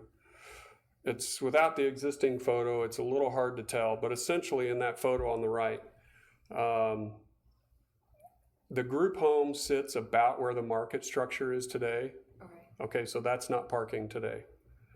So parking is essentially from the library over to about the front edge of that market, if you will. So roughly. Now we're essentially saying, okay, well, the space that may have been group home before is now garden space and sitting area. The shelter, the market, you still park under that during weekdays. So I think there might be a couple less spaces in there overall in that area, but we're adding some back in on Shawnee, some additional on-street parking there. But throughout the entire district here, we're actually increasing the amount of parking. And a lot of this is, you know, this is the one area where we're redistributing the parking. We're not, and there were questions, well, if all these things occur and you've got a lot of people here, we already have a tough time parking. Well, that is a good problem to have. And when those large events happen, you know, the fair is a unique thing. Everybody knows when that happens, parking is a mess. But if you have a lot of people coming down here on the weekends for the market, that's a great thing. If it's an attractive enough thing, people will park south of Main and they will walk up Elm, and that's the idea of making that a more pedestrian oriented space. And that hopefully begins to attract other shops that realize, hey, there are a lot of people going down there on the weekends. Where can I find some space to rent? So, you know, it's chicken and egg. And so density, and we don't want parking problems to be a real issue that drive people away, but I don't know that they're driving people away now. It just maybe they're not in the most convenient place when they do find parking. Thank you. Anything else? It did work in the areas that we visited on the tour. No, and that's a great point. I mean, the communities that have seen success, and don't get me wrong, we have this question every community, and it doesn't matter how big or small, there's a parking problem. And we just have to work through it together. And we experience it where our office is in the River Market. You know, there's a parking problem. But at the end of the day, it's a problem that when you really look at it from a different perspective, it's a parking problem we want to have. I'd rather not have spaces open out in front of my business all day long. So. Okay, is there any other comments or questions? Okay, thank you. You bet, thank you. Discussion item number 2, annual review of the comprehensive plan.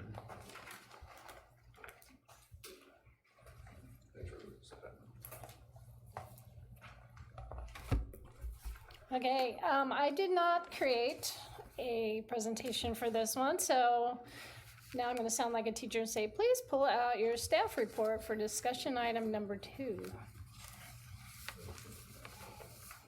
I'll give you a minute to find that in your multiple tabs. At least the next presentation is almost all pictures, so it'll be good. So in reviewing the comprehensive plan for the year, I provided you a lot of background and history, so I know some of you are new, of what has happened since 2014 with our comprehensive plan. You know, we've adopted a lot of specific area plans for areas around the interchanges. We've added a capital improvement element, which is kind of like a capital improvement plan, except for it's like a 20-year plan. And in that process, we updated our utility master plans. We basically have incorporated an action table, which was a recommendation of the plan. So we took all the recommendations in the plan, put them in an action table. You guys went through that exhaustively, and we provided, you know, whose action would it be? We just haven't prioritized it. That's still to be done. More on that later. We adopted the Main Street Corridor Plan. Let's see. Then in 2019, last year, we did not amend the comprehensive plan in any way, but we did have a joint work session with the governing body and the planning commission. And there were a few action items that were identified in that meeting. The Destination Downtown Plan is going to be your next amendment. We incorporate that into the comprehensive plan. So going on to page 3 of your staff report, there is a list of things that you have already initiated in the past in January of 2018, but we have not yet gotten around to addressing. A lot of it is because we need to do updated future land use map for the areas that aren't a subject of the Main Street plans or the sub-area plans. So we need to update the rest of the city as far as land use. And that will trickle down into some of those other sections like land use and development, transportation and mobility, because we are updating our transportation master plan as well. Public Works is kind of spearheading that. The census is coming up, so, you know, at some point we'll want to look at that. But let's just move on to page 4. This is the key thing, the key section that I want you to look at, that we would like to initiate some more topics for us to look at for updates this year. So just like those text amendments that you initiated, we don't really know what they are yet. We would like you to initiate some comprehensive plan amendments, and specifically the ones that are listed on page 4.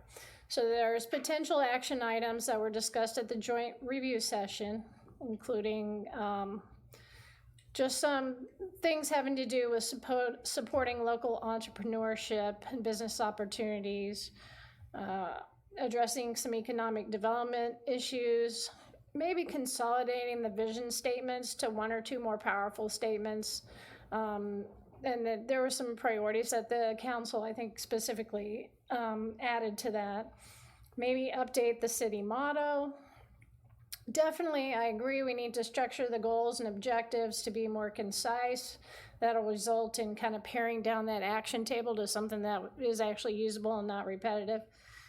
And consider the implications of current housing trends and how they are impacted by lifestyle choices. So those are all good items, number 1 through 7, that we could look at how to incorporate into our comprehensive plan. Also, there are additional recommended action items that I would suggest to you. Just the first one is incorporating that destination downtown plan that you'll hear about next month, or probably make a recommendation to adopt it, hopefully. We need to update that capital improvement element again, just to reflect changes that have happened and the things that were recommended in that plan that you just heard about. Doing that future land use planning for the remainder of the community that I mentioned. And I think it's a good time to start looking at some of the regional plans and making sure that our plan is consistent wherever possible with those regional plans. So I would make a recommendation that you receive this annual review of the comprehensive plan and initiate amendments as identified in the staff report. I provided you with a recommended motion all by itself on page 5, and I would happy to answer any questions. Does anyone have any questions or comments they would like to ask Kelly? Nothing. I think it all sounds very good. So I would be willing to accept the motion. I'd like to make a motion that the Planning Commission receives the annual review of the comprehensive plan and initiates amendments as identified in the January 28, 2020 staff report for implementation as anticipated amendments to the comprehensive plan in 2020, specifically those items identified during the 2018 Joint Planning Commission governing body meeting and additional recommended items for 2020. Second? Second. All right, I have a motion by Commissioner Mader and a second by Commissioner Ford. Any further discussion on the motion? All those in favor say aye. Aye. Any against? Any abstentions? Motion passes 6-0. Thank you. Discussion item number 3, 2019 Annual Planning Commission Activity Recap. All right, Always this exciting. is when you get to celebrate what you did last year, and for you new people, you get to learn what they did last year and look forward to what you get to do this year. This is just a kind of a project map that contains projects from the last few years and also the new projects. So you can see they're spread pretty well throughout the community. I anticipate this year we'll have some hop across the divide there and across the highway. So let's just focus in first on, bring that, on this area. I'm going to start with the Tallgrass Apartments. Okay, so so far what you got through all the entitlement process, planning entitlements for this project. It includes, I think, 592 apartment units in 31 apartment buildings, 2 duplex buildings with 4 units, clubhouse, pool, maintenance building, 19 multi-stall garages, and recreational amenities. And this is just north of the Justice Center. So they're going to be a mix of 2- and 3-story apartment buildings. They've got their final development plan for the first phase. I think they're in the middle of reviewing their public infrastructure plans and getting ready to build. Gardner Justice Center. I love the image that the artists created before the project and then looking at the actual project on the bottom. Everyone loves this building if you've been in it and used it. It's a great project. And then we go from one extreme to the other. Ace Hardware added expansion on the back of their facility, and it was a good thing because they put some of their outdoor storage inside. And they also created a loading area that went to the next property, which they also own, and created that easement between them.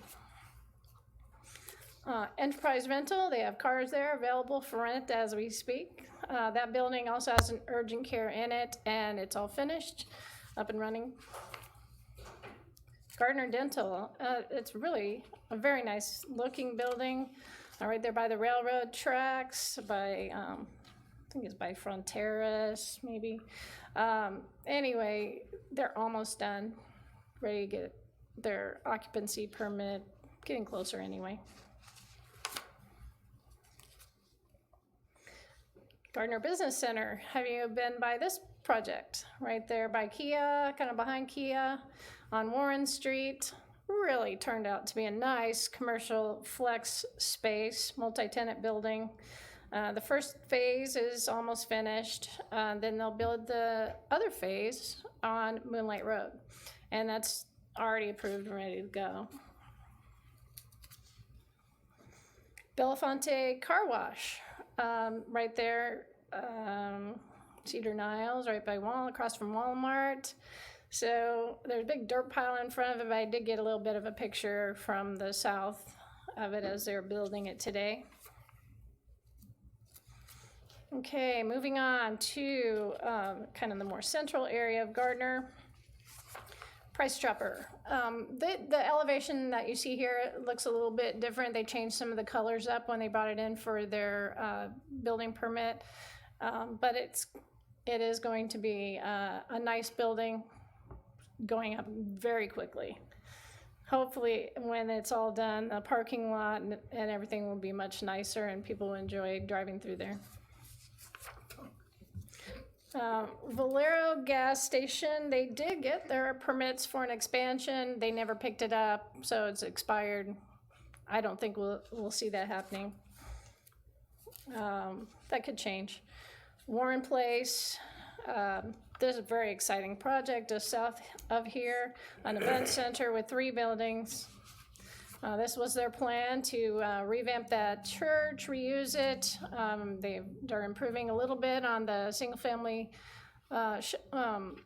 house that they're going to use for lodging type of use and gathering space, and then the new event hall with all that new space out front. So this is what the church looks like right now. This is what that new event hall looks like right now. It looks very green right now. It's not going to be green, but oh, that's what the space used to look like. Okay, Bethel Estates 4, that's on Madison, going towards the high school. Got a brand new crossing there between the 2 different phases of Bethel Estates. Senior housing, very nicely done complex. Okay, this is the southern part of the community. Willow Chase 5 is a duplex development up top. We'll go through the pictures, but this goes all the way down to Tuscan Farms, which is across the highway south of Olathe 4 RV. So this is a typical product at Willow Chase 5. After this, they'll have one more phase and then they'll be done. It's duplexes. Plum Creek Manor, there's houses going up very quickly out there. That's an old picture, but anyway, this is Mid-America Bank, also finished, complete, just down by Casey's post office, South Gardner Road. Plaza South, this is an 8-lot commercial and civic use. They're awaiting final development plans. From what I understand, they have some interest in their lots. And the church final development plan will be coming to you next month. So it's moving along. Quick Trip, everything's done except the plats. So when we get the right-of-way issues all straightened out, the plats will be coming to you, then hopefully they'll build it. Olathe Health Urgent Care Gardner, I believe this is complete, just almost ready for occupancy. Really turned out nice too. I like the mix of materials that ended up going on that facility. And this is the one that we hope will keep getting built on and expanded to become a hospital, mini hospital facility in the years to come. Olathe Ford RV, so they came in to rezone that parcel there to the south so that they can expand their storage area. We haven't got a site plan yet, but it is rezoned to be ready for that. Tuscan Farms, this is exciting new residential development just south of that. So it's taken some time to work through, getting the infrastructure down there, but they're pretty much ready to start, I think, right, Larry? Okay, then back up to Symphony Farms. You heard about the amenities area tonight and saw that, but there's also some single-family homes going up there pretty quickly right now. That is what the subdivision looks like, and that's the iconic barn that's already there. Quail Meadows continues to have more houses. This is also an old photo, but that's the typical homes there. Waverly Plaza, very exciting development just west of here on West Santa Fe over to Waverly. It's right now they're working on infrastructure. It's kind of messy, but it's going to be apartment buildings and commercial. Probably be much welcome commercial over on that end of town. We need that there. This is what the commercial is going to look like. This is just one of the buildings, but they're all kind of similar, but there'll be a variety in there. And last but not least, the Divine Mercy Parish residence. You can see it's coming along pretty well. Snow pictures, that's what we got. So. Yay, celebrate. Good job, everybody. We got some nice stuff coming to Gardner. Great. Based on what you're doing here. Any questions or comments for Kelly? That was a good review. Yeah. I'd just like to make one comment and compliment staff for all their hard work in making all these things come together. Just being a part of Larry's committee has kind of opened my eyes to all the work that it takes to bring these things. So kudos for a job well done. I always like this part of the year because sometimes you forget all the stuff, and it's kind of nice to see an update and see everything that you went over and where it's at. So I appreciate it. Before we finish, I just want to welcome our new planning commissioners, Commissioner Hanson and Commissioner Deaton. I know I sincerely appreciate you giving your personal time to the public, and so thank you. Larry, did you have something? Unfortunately, I do. We had an opportunity to look at the bylaws for electing of officers, and we have insufficient votes. Okay. It's a requirement to have a minimum of 4 votes to elect the officers, and we had 3 and 2. And we also were looking at the Robert Rules of Orders for the voting process, and I think we need to review that. Okay. Yeah, so there was an abstention by one of the candidates for the officer position.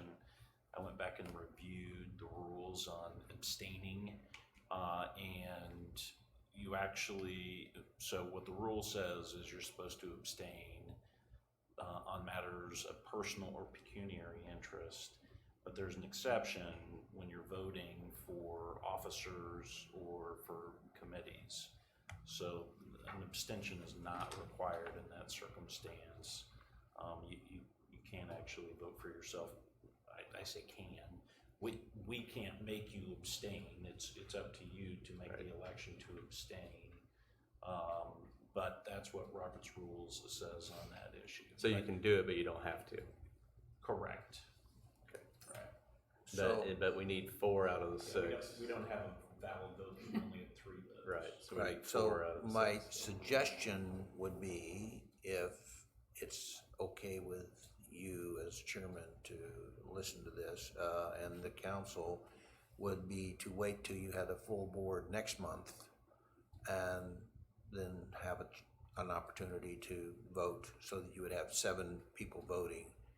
So we rather need a than motion to having- table this, to vote Yeah, so for we the would- vice chair until next month's meeting. So Second. Okay, any further discussion on the motion? All those in favor state aye. Aye. The motion passes 6-0. Thank you. Okay, I'll take a motion now to adjourn. I'd make that motion. Second. I have a motion by Commissioner Hanson and a second by Commissioner Mader. All those in favor state aye. Aye. All those against? That's what I thought.